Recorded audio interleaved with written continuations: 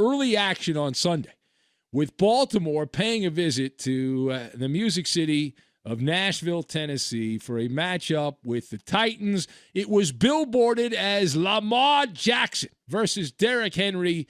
Did you watch? Maybe you missed it. So if you missed it, Lamar Jackson ran wild. He ran like a banshee all over the place. 136 yards and a touchdown. And the Ravens, who were trailing early in this game by double digits, came back and won a low-scoring game. 20-13 was the final. Now, the NFL establishment media has determined with their wisdom here that this is the end of the narrative. It's over, and a lot of people who were just like me bashing Lamar Jackson a couple years ago now have determined that, well, no, see, now you can't do that anymore. No. Now, I think you know which one I'm referring to.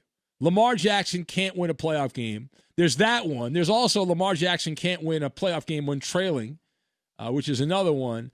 And so we have been told by the elite members of the football media establishment that these have been buried, that those narratives are over, and now Lamar is going to go on and go to the Super Bowl, or at least they're implying that. So let us discuss the question: has Lamar Jackson, because of a playoff win over the Tennesse Titans, shut up the critics? Is this the end of that line of thinking? And I say no.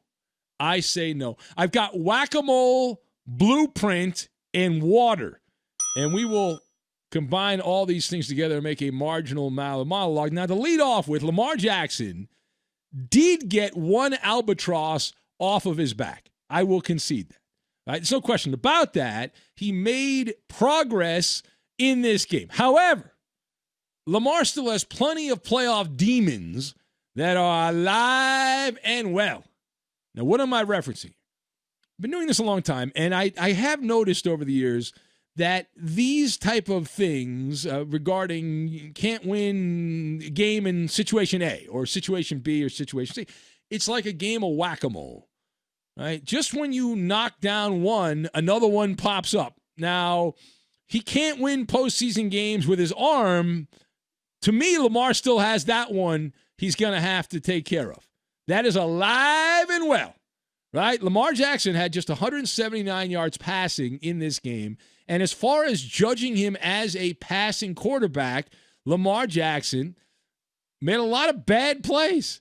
Right? A lot of bad plays. In fact, if you did a side-by-side comparison, just not on the running part of it, on the passing part of it, Lamar Jackson had more negative plays in the passing game than Ryan Tannehill. Now, Tannehill cannot match Lamar Jackson if you're not going to tackle him in the running game. Forget about it. But Jackson finished with 13 what's known as bad plays. That's interceptions, incompletions, sacks, and fumbles. Tannehill had 10. So it's close, but most playoff games are close, and this was close, and it didn't hurt the Ravens. They still won the game because Lamar made up for that with some amazing plays in the running game. Now, furthermore, I've always said, and I say this a lot this time of the year in the postseason, that most games are lost, they're not won.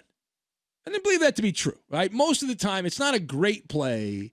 It's a terrible play that decides the outcome of the game. And that is certainly true here. Tennessee knew exactly what they needed to do to beat Baltimore. In fact, they already had the blueprint. They used it a year ago in the postseason on how to slow Lamar Jackson down. Now, clearly the Tennessee defense is not as good as it had been a year ago, and you force Lamar, everyone knows it, you force Lamar to beat you with his arm. And if you cannot stop the running game, forget about it. The goal is always to muddy the waters. All right, mess things up, mess the rhythm up of Lamar and his ability to get big chunk plays on the ground. Things get bogged down. The Ravens start slowing down, and then they start drowning. Now, that didn't really happen here. The Titans had an average run defense this season.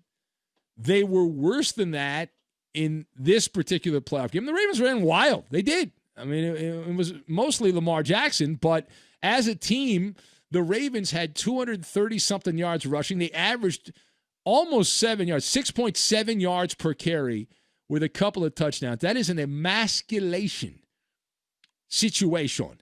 And Tennessee had the double whammy. What's the double whammy? They could not stop the run, and they could not get their own ground game going around the mountain. They couldn't get it around the mountain. Derrick Henry ran for 40 yards. That's it. 40 yards on 18 carries. You can get a guy out of the Canadian Football League with no practice who could run for 40 yards on 18 carries. That is an anemic 2.2 yards per carry. His longest run, Mr. 2,000-yard rusher, Derrick Henry, his longest run was 8 yards. 8 yards. 2,000-yard rusher completely smothered by the Ravens, right? By the Ravens defense. And Baltimore did a great job of controlling Henry and keeping him boxed up at the line of scrimmage, and not to get too X's and O's, meat and potatoes and all that, but they did a wonderful job. And Lamar had, I think it was 96 was the number that I saw, 96 more rushing yards than Derrick Henry. And the Ravens did what everyone knows, when you play Tennessee, it's whoever can execute their will. The Ravens defense forced Ryan Tannehill to beat them, right? To force them. And that's what you wanted. When you play Tennessee, you're like, all right, let's stop Henry, force Tannehill to win because he sucks. And Tannehill sucked at a time you cannot suck. He averaged barely 6 yards per pass and was just 83 passer rating. This is going to be an issue as long as the Tennessee Titans hitch their wagon to Ryan Tannehill. It's just the reality of the situation. He is not a difference maker. And listen, the guy put up good numbers in the regular season. And we see a lot of guys like this. You don't trust him in the playoffs. They can put up some numbers in the regular season. Ryan Tannehill, until proven otherwise in these playoff games, is a liability in the postseason. Last year, the Titans got to the AFC title game. Ryan Tannehill, if you remember, he was a decoy. Right? They didn't want to throw the ball. They wanted to run. They were able to run the ball with Derrick Henry, so they didn't have to turn to Ryan Tannehill until they got to the AFC title game. And then it fell apart like a piece of paper that gets wet. All right, last thing here. So let's circle back to the Ravens. They expected to be headed to Kansas City. That was the anticipation. Instead, the Steelers stumbled against the Browns, and so Baltimore, they're going to have to turn that plane from going to Kansas City, and they're going to have to go to upstate New York, Western New York, take on the Buffalo Bills. And they will be headed to Buffalo to take on the Bills on the upcoming weekend activity in the divisional round, dodging the greatest player in the Western Hemisphere for a week anyway. That would be Patrick Mahomes, of course. But this is a made-for-TV matchup. More on that later. But Josh Allen versus Lamar Jackson, the NFL's marketing arm. This is orgasmic to have this matchup. Just add some water. Just add water. Because the NFL and the storytellers of the NFL are guaranteed to have either Josh Allen or Lamar Jackson in the AFC title game. There is no way around it. There is no way around it. One of those two guys will be playing for a chance to go to the Super Bowl. It's almost like it was deliberately planned this way. It's almost like it was deliberately planned. We know, oh, no, that would never happen. But the Bills, who went 9-1 over the final 10 games with their lone loss on a fluke Hail Mary against Alligator Arms, Kyler Murray in Arizona, that average 8-8 Arizona team, they beat the Colts on Saturday and were able to make enough plays there to get past Phillip Rivers and Indy. And so that is the matchup. And then the Browns, since they won their game, they don't have to they don't have to worry about Buffalo. They're going to Kansas City. So the Chiefs are very happy about that. And we'll have plenty of time to break all of those games down, and boy, will we ever. But let's hear from the winning locker room here and John Harbaugh. John Harbaugh, who was slobbering all over Lamar Jackson following the win over the Tennessee Titans. Just proud of our guys. I mean, to come back and fight, you go down, not blink. We talked about playing this play, and then playing this play, and then playing this play. And that's what our players did. Then we gave a game ball to Lamar and really the whole team, backing him up and having his back for his first playoff win, and many of our guys' first playoff win. Chuck Clark talked about that and others. So it's very meaningful because of the type of game it was, how hard fought it was, and now we're looking forward to the next one. Okay, so those kind of standard football cliches all tied together by John Harbaugh. Here's more from John Harbaugh, you hear the question and the answer, because we really are dying to find out the reaction when they handed that game ball to Lamar Jackson. How was the reaction in there when you gave Lamar the game ball? Oh, it was a big cheer. I mean, there's a lot of cheering, a little bit of dancing. I think everybody's just really happy. You're right. There was a lot of attention on it. That's how it works. We understand that's the nature of it. That's really not the main point. It's a team game. And I felt like our guys all played well. They were just happy for him. It's something that he won't have to talk about in the future. And that's a meaningful thing. What did the reporter expect John Harbaugh to say? Oh, we were very upset that Lamar Jackson got the game ball. We were really bummed out. We thought, Joe Schmo on the offensive line should have gotten the game ball. What do you expect? Some of these questions, you know the answer. Now, I have always believed, and I used to do that for a living when I first got into the radio business. I was going out and hanging out with players and coaches and things like that, doing interviews. And oftentimes you know the answer. The way you phrase the question, you know the answer you're going to get. Because there's only one acceptable cliche answer, and you know you're going to get that. All right, here is Lamar himself.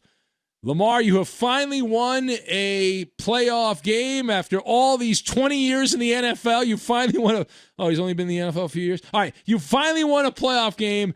Oh, this is great. My friend who used to work in the newspaper business, the Whiz of Odds, loves this question. How does it feel? Well, hear the question. Feelings. I know this is a team win, but how does it feel personally to finally prove to people that you won in the postseason? It feels good. I knew, we had the capability of doing that. There's going to always be no naysayers, no matter what. So we just one game at a time. I appreciate the win. Hard-fought team victory. They played great as well. Tennessee played a pretty good game, on both sides of the ball. But I'm grateful for the win. That's all God. Yeah. Now, in a parallel dimension, which we don't live in because it's a parallel dimension, but if there is such a thing as a parallel dimension, Lamar, his answer would be like, man, I am so upset. I mean, that is a piece of crap, the game ball. What am I going to do with that? It's going to take up space in my house. Please, it's going to collect dust. Who wants a game ball? Those things are terrible.